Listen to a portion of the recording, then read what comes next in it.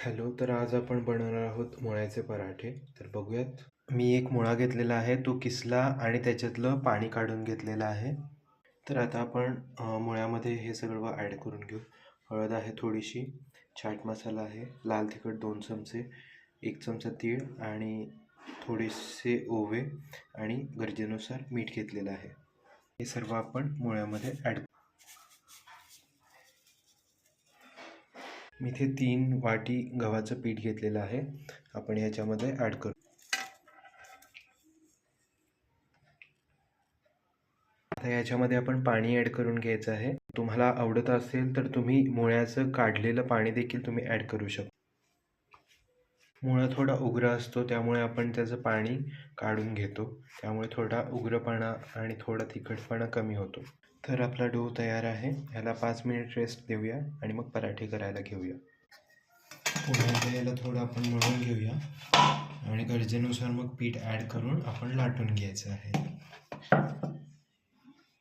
तर आता आपण पराठे लाटून घेऊ. छोटे छोटे गोळे करून घेऊ, साधारण एवढ्या आकाराचे.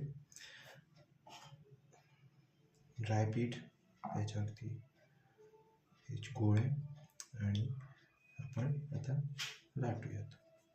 ही फुलं पाहिलीत का? ही फुलं आहेत सोनटक्क्याची.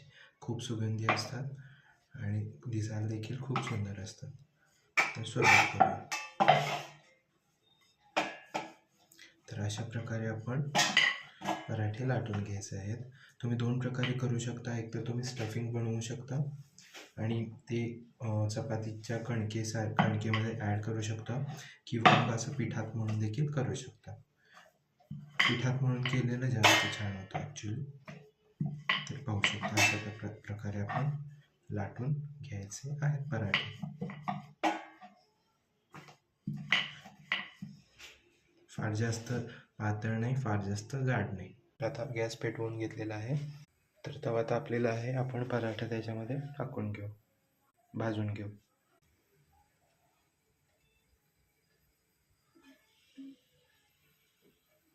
छानपैकी याला आपण भाजून घेऊ. इथे ॲक्च्युली एक डाळिंबाचा दाणा आला, त्यामुळे थोडंसं फाटलं.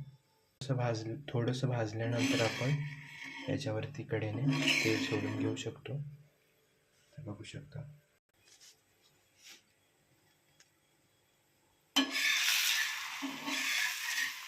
पहा, आपला पराठा फुगत आहे.